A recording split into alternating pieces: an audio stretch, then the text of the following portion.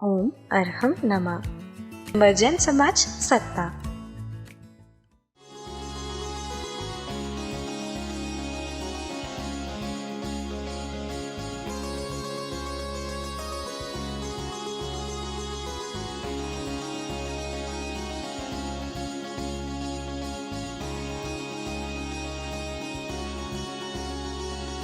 इस कार्यक्रम की पुण्यार्चक हैं निवेदक सकल दिगंबर जैन समाज सतना मध्य प्रदेश। अगर रक्षा ही करने वाला होता तो हम उसी घर के फर्श पर क्यों फिसल करके गिर जाते और हड्डी टूट जाती और हमें कोई बचाते हुए भी नहीं बचा पाता। सामने सामने हम गिर पड़ते हैं, सामने सामने लोग देखते रह जाते हैं और गिरने के बाद में हमारी हड्डी टूट जाती है, हम अपाहिज से बेड पर पड़े रह जाते हैं। कौन बचा पाता है हमें? जब हमारे ही घर में किसी भी तरह का कोई उपद्रव हो जाए, कोई चोर आ जाए, डकैत आ जाए, अचानक से कोई भी हमारे सिर पर आकर के बंदूक रख दे, तलवार लगा दे, कौन बचाने आएगा आपको? सामने कमरे में लोग देख भी रहे हो या लोगों को पता भी हो और सबकी जान पर जान लगी हुई हो, तो आपको बचाने कौन आएगा? फिर पहले कौन बचाएगा किसको? सोचो।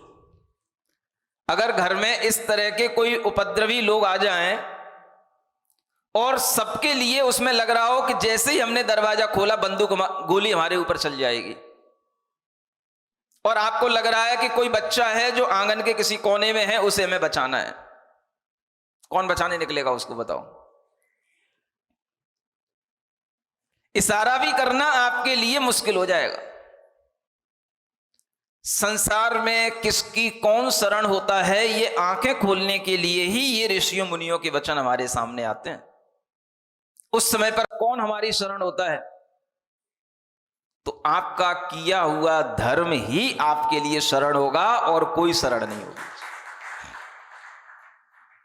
धर्म है और उसके कारण से आप बच गए। किसी भी कारण से आए थे उपद्रवी लोग, देख दाख करके चले गए, उन्हें कुछ मिला नहीं, आप दिखाई नहीं दिए, तब आपको समझ में आएगा भगवान बाल बाल बच गए। किससे बच गए? शरण कौन है हमारे लिए वास्तव में? ये हमारे दिमाग में बैठता नहीं है। जब उपद्रव आते हैं, उन उपद्रवों से अगर हम बच गए तो हम थोड़ी देर के लिए कह लेते हैं हाँ भगवान हम बाल बाल बच गए, लेकिन हम कभी भीतर से महसूस नहीं करते कि वास्तव में धर्म ही हमारा रक्षक है, धर्म ही हमारा इसलिए शरण है। ये जितनी भी शरण है ये सब परमार्थ से नहीं है, ये सब आपसी व्यवहार के कारण से एक दूसरे के लिए शरण लगती हैं। बच्चे के लिए बड़ा शरण है तो बड़े के लिए भी बच्चा शरण है। बड़ा भी जब घर से बाहर निकलता है तो बच्चे को साथ में लेकर के चलता है, इसलिए नहीं कि बच्चा अकेला है, उसके लिए भी बच्चे से शरण प्राप्त होती है, क्योंकि एक से दो भी होंगे, चाहे वो बच्चा बच्चा भी क्यों ना हो, तो भी उसके लिए वो सुरक्षा होती है। समझ आ रहा है? याद आता है मुझे, जब घर के बड़े लोग जब घर से बाहर बैंक से जब कोई पैसा निकालने जाते थे, तो उस समय मैं छोटा था लेकिन मुझे लेकर के जाते थे, चल साथ में।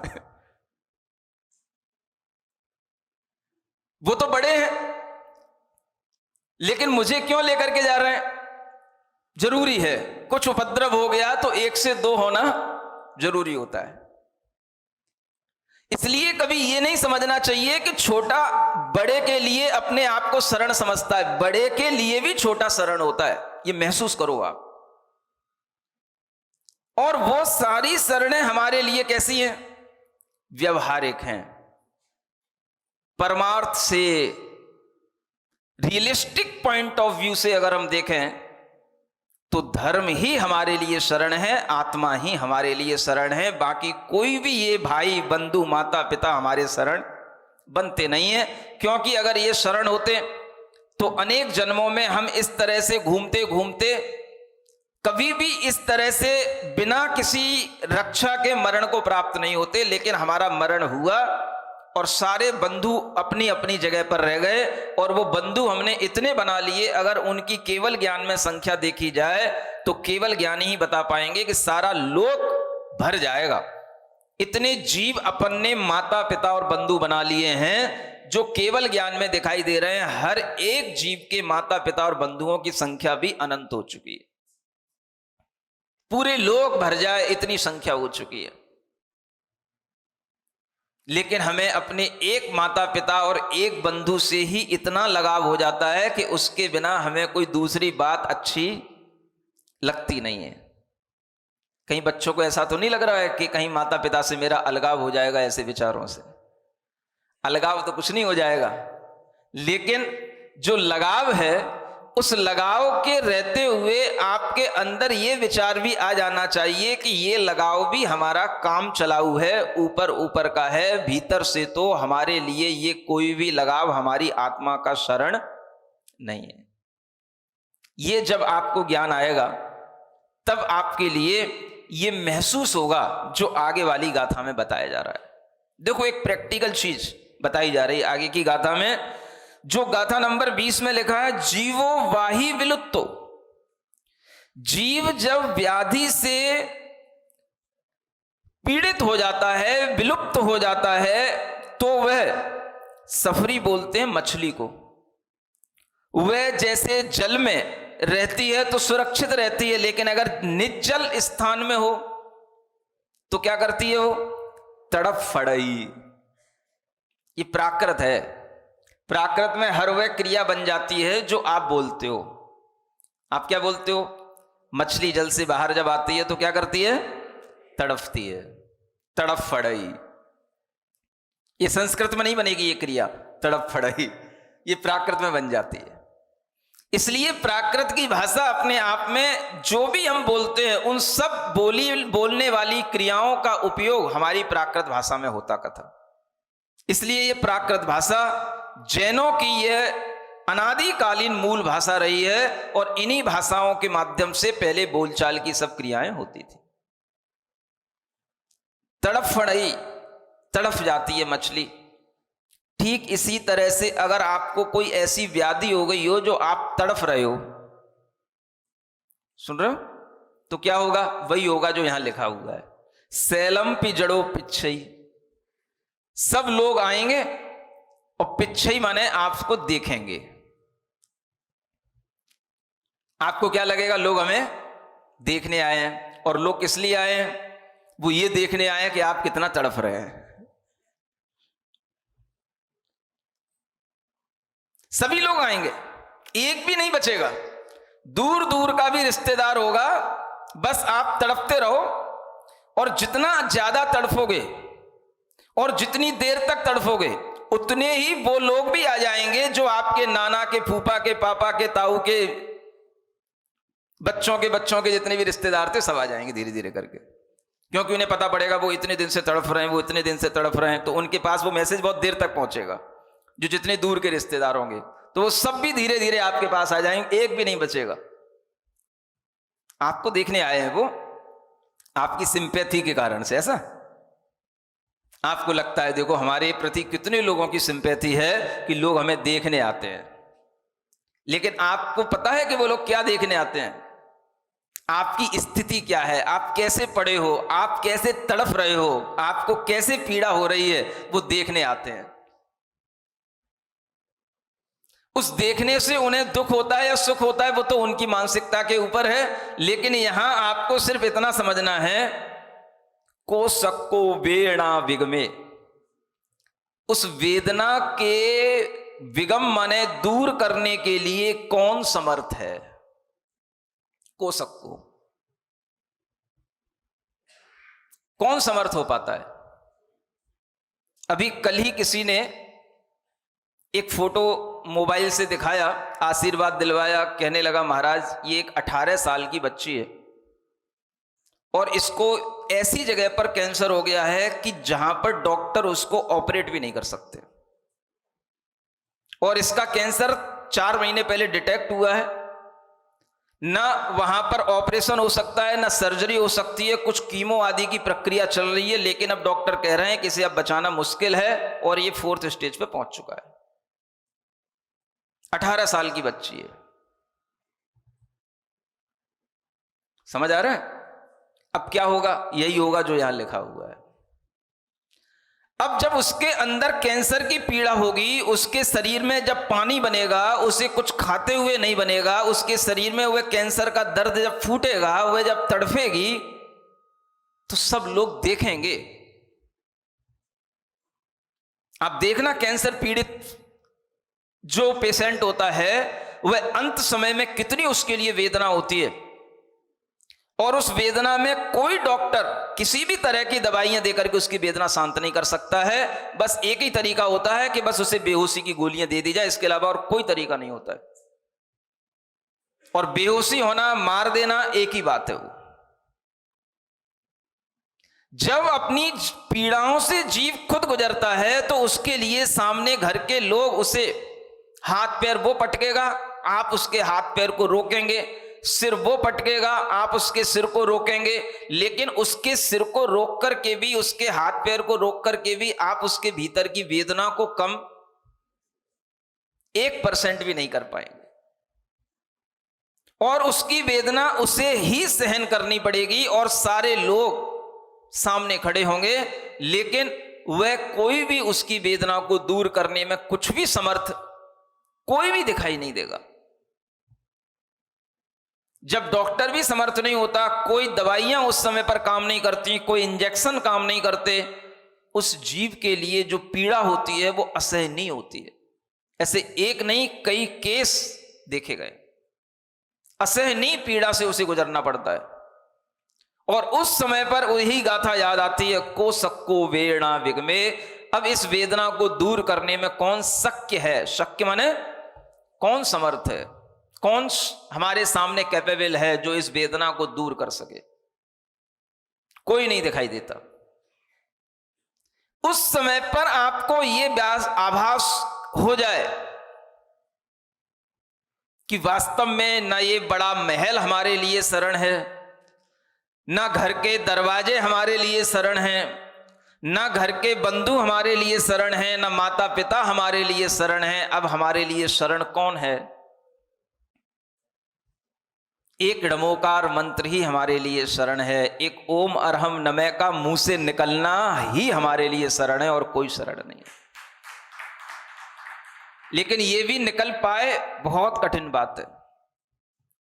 तड़फन हो रही हो, व्यक्ति पीड़ा को सहन नहीं कर पा रहा हो, और आप उससे कहो णमोकार बोल ले, ओम अरहम बोल ले, उसकी मानसिकता नहीं बनेगी और वह कभी बोल भी नहीं पाएगा।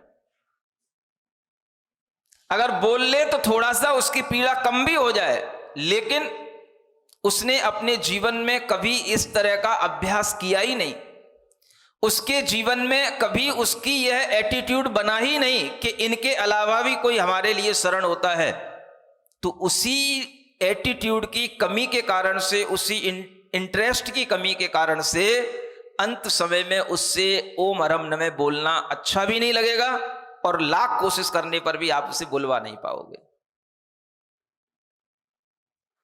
इसलिए जब आप समझदार होते हो, जब आपकी बुद्धि सही चलती है, उस समय पर यह हमें सोच लेना चाहिए, उसी समय पर हमें ज्ञान कर लेना चाहिए कि ये सब चीजें व्यवहार की हैं, वास्तव में तो मेरे लिए शरण क्या है?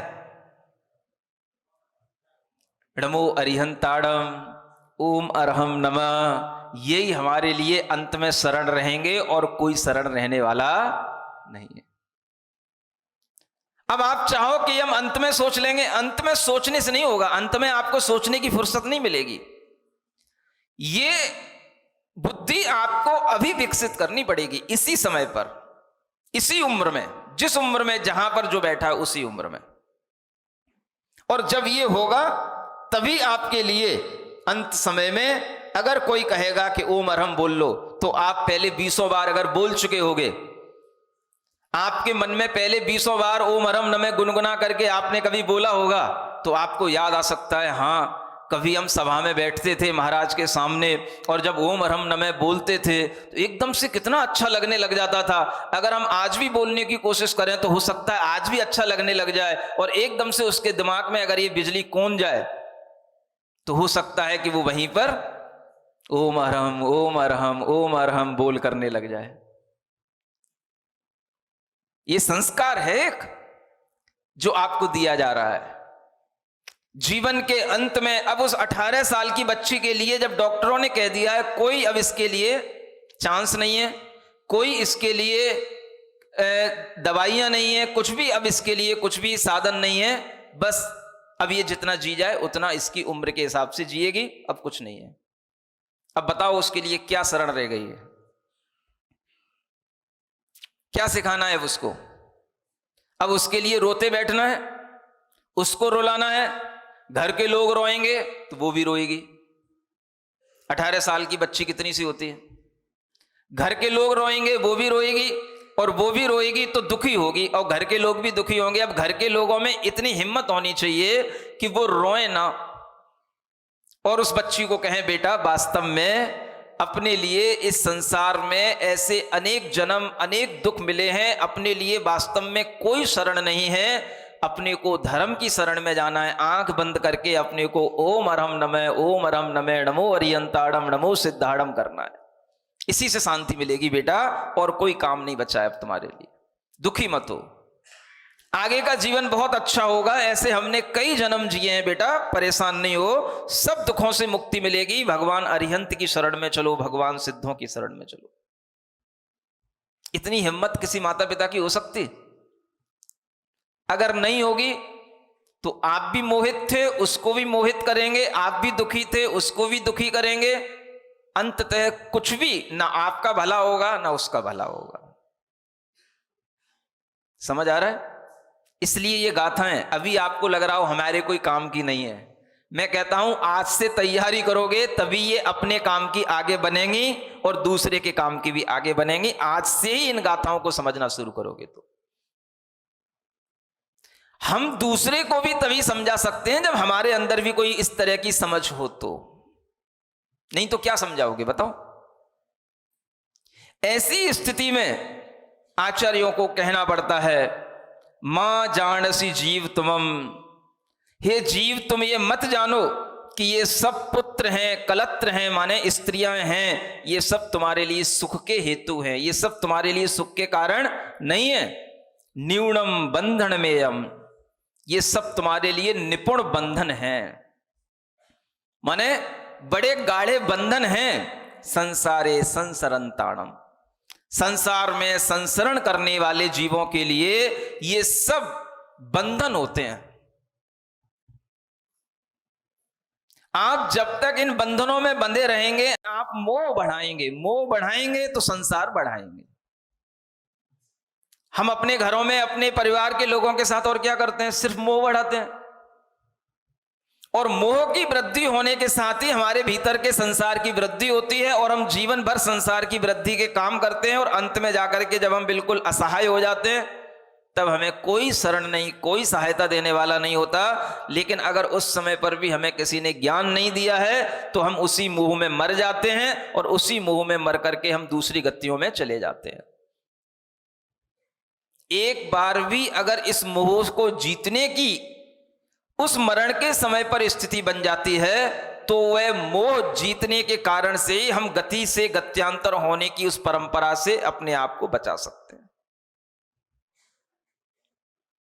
आपसे अभी कहा जाए कि ये आपके लिए शरण नहीं है, ये आपके लिए सुख के हेतु नहीं है, तो हो सकता है कि आपको बुरा लग जाए, लेकिन आपको यहां पर आपका पास्ट भी दिखाया जा रहा है, आपको आपका फ्यूचर भी दिखाया जा रहा है। अब वर्तमान में अगर आप गाफिल हो तो आपका फ्यूचर भी फिर इसी तरह से गाफिल होकर के निकलेगा। भविष्य में ये सुख के हेतु आपके लिए नहीं बनेंगे, ये पहले से आपको पता होना चाहिए। और अगर सुख के हेतु हैं तो फिर वो कौन सी दृष्टि से? उसी दृष्टि से, व्यवहार दृष्टि से। कौन सी दृष्टि से सुख के हेतु हैं सब? बोलो, बोलते नहीं बन रहा, अंदर से आवाज नहीं आ रही, मन नहीं कह रहा कि हम कुछ कहें ऐसा है। कौन सी दृष्टि से?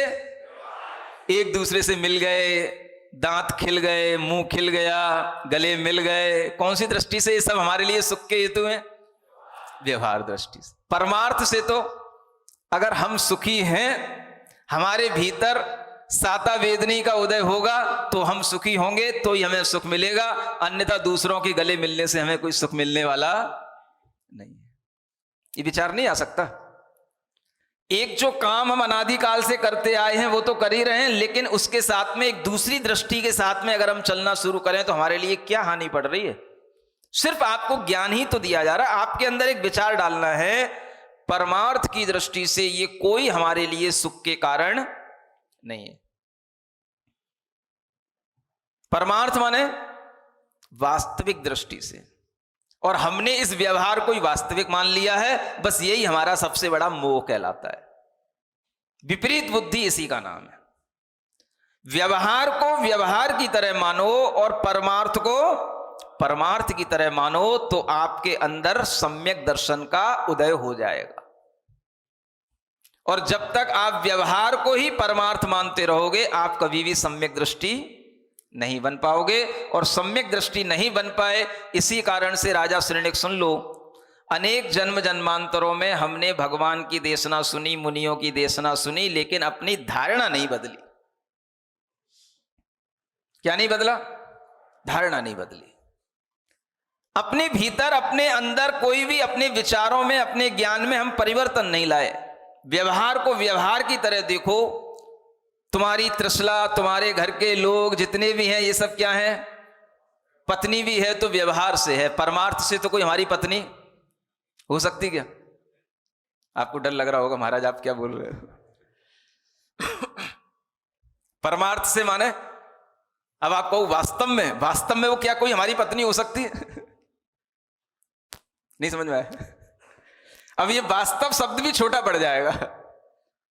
अब जो वास्तव का मतलब वही वास्तव जानता है जो आपस में व्यवहार में चलता है, तो ये वास्तव वो वास्तव नहीं है जो हम, उससे इसका वास्ता नहीं है। ये वास्तव शब्द अलग है। और इस वास्तव शब्द का ज्ञान आपको तभी होगा जब आप आत्मा की ओर दृष्टि रखने वाले होंगे, आत्मा के बारे में विश्वास करने वाले होंगे। परमार्थ की दृष्टि से, माने वास्तविक दृष्टि से देखा जाए तो कोई हमारी पत्नी नहीं, कोई हमारा बेटा नहीं, कोई हमारी बेटी नहीं। और ये जितने भी बेटा बेटी हैं सब किससे हैं? बोलो तो, डर लग रहा है सबको बोलने में। बेटों को भी लग रहा है, बेटों के पिता भी बैठे हैं उनको भी लग रहा है? बोलो, आज इसी को बुलवाते हैं। बोलो हमारी पत्नी, बोलो बोलो, जिनकी पत्नी है वो बोले हमारी पत्नी व्यवहार से है, पत्नी परमार्थ से कभी पत्नी नहीं हो सकती। आवाज ही नहीं आ रही, क्या कह रहे हो? इनसे बुलवाएं, चलो तुम लोग बोलो, ये हमारे पति देवता, बोलो बोलो, व्यवहार से पति है, परमार्थ से मेरा कोई पति नहीं है, मेरी आत्मा ही मेरा पति है, मैं अपनी आत्मा का खुद स्वामी हूं। बोल पा रहे हो?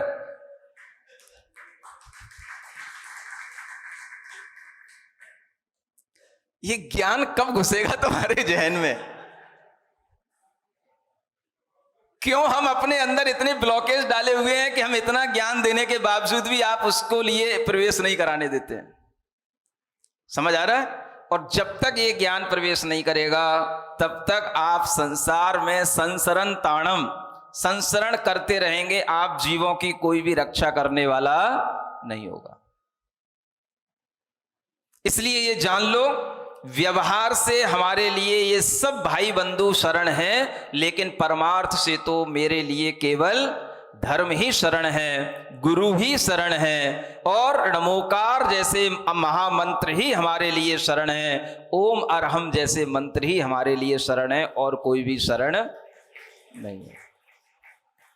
ये जब आपके जहन में बैठेगा तब आपको लगेगा कि वास्तव में राजा श्रेणिक बनने के बाद भी वह राजा श्रेणिक मुनि महाराज के समक्ष बैठा बैठा रो रहा है। आज तक बहुत दिन हो गए ना, आपको याद नहीं आई राजा श्रेणिक की?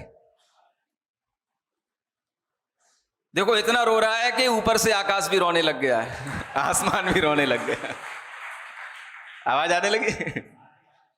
इतना उसने पश्चाताप किया, यशोधर मुनि महाराज के समक्ष बैठ करके इतना रोया, भगवान मैंने इतना बड़ा अनर्थ कर लिया, अब ये पाप का बंद हो गया, अब ये कैसे मैं इस पाप के बंद से अपनी आत्मा को बचा पाऊंगा, इसका फल भोगने के लिए मैं नरक में जाऊंगा, उस नरक से मैं अपने आप को कैसे बचा पाऊंगा। और वो वास्तव में उसके लिए उस समय पर नरक आयु का बंद हो गया। उसे महसूस होने लगा कि मैंने बहुत बड़ा दुष्कृत्य कर लिया, जो इतने बड़े तपस्वी मुनि महाराज के ऊपर हमने इतना बड़ा उपद्रव किया, उपसर्ग किया, लेकिन मुनि महाराज उसके प्रति बिल्कुल पॉजिटिव हैं। अब उसको समझा रहे हैं कि बेटा कोई बात नहीं, जो हो गया वो तो हो गया, तुम्हारी आत्महत्या करने से तुम्हारा पाप तुमसे नहीं छूट जाएगा, एक बड़ा पाप और तुम्हारे सिर चढ़ जाएगा, तो ये तो कभी सोचना ही नहीं। अब क्या करें? तो उस पाप को काटने के लिए अपनी बुद्धि को ठीक रखो। और जब ये भाव उसके सामने आ गया तो वह रानी चेलना उसके समक्ष बैठी है और वह सैनिक भी बैठा है, और वह कह रहा है रानी चेलना से कि इन मुनि महाराज के लिए कितना ज्ञान है कि इन्होंने मेरे मन के भावों को जान लिया। तो रानी चेलना कहती है ये तो तुम्हारे अभी के भाव जान रहे हैं, इन्हें तो इतना ज्ञान है, ये अवधि ज्ञान के धारी मुनि महाराज हैं, अगर तुम इनसे अपने पूर्व भव भी पूछ लोगे तो ये वो भी बता देंगे। ये रानी चेलना को पता है कि मुनि महाराज के लिए अवधि ज्ञान है, और वो जानती है क्योंकि वो पढ़ी लिखी है, उसने पहले शिविर अटेंड किए हैं, तो उसे पता है ज्ञान कौन कौन से होते हैं। मति ज्ञान, श्रुत ज्ञान, अवधि ज्ञान, मनय परे ज्ञान और केवल ज्ञान। तो उसे पता है, राजा श्रेणिक को कुछ पता नहीं है।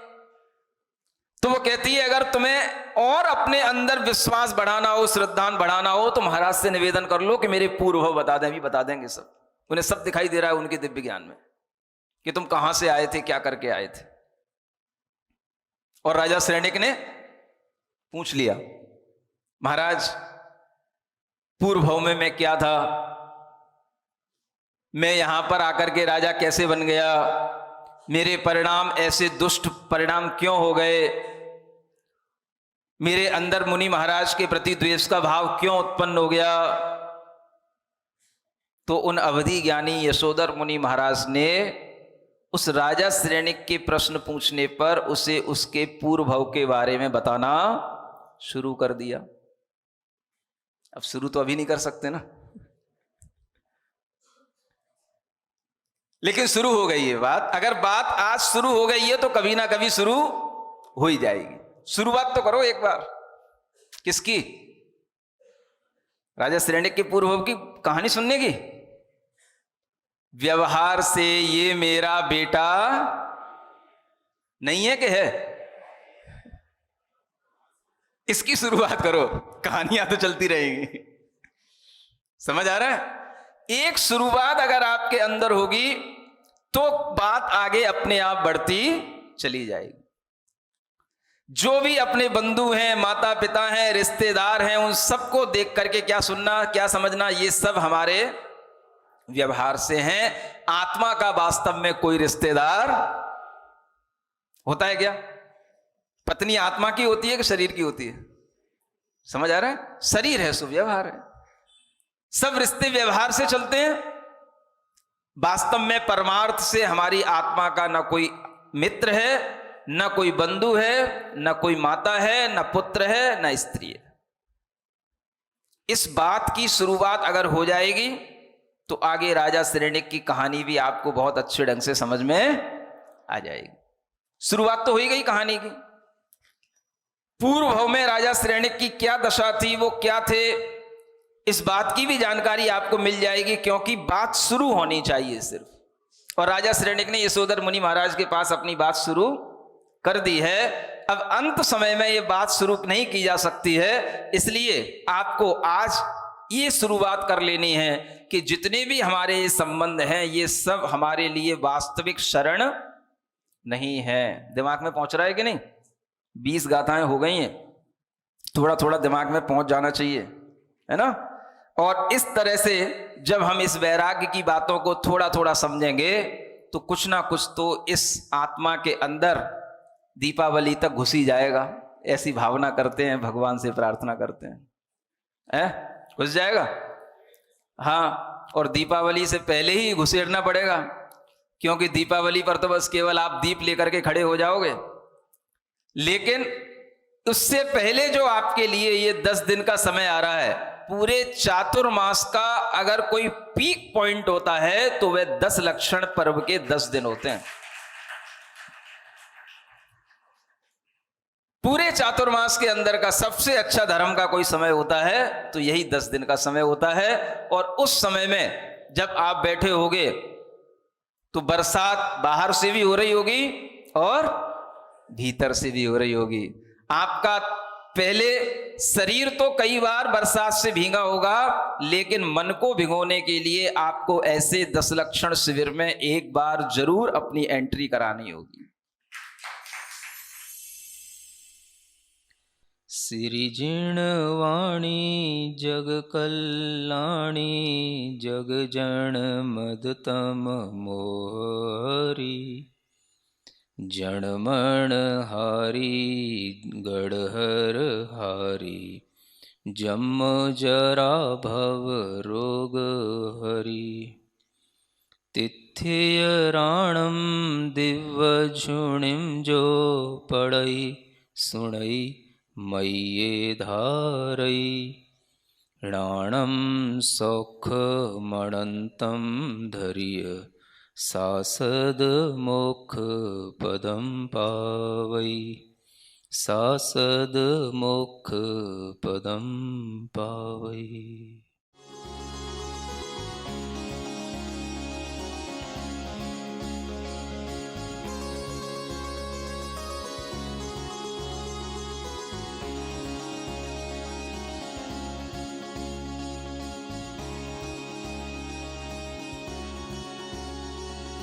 इस कार्यक्रम के पुण्यार्चक थे निवेदक सकल दिगंबर जैन समाज, सतना, मध्य प्रदेश।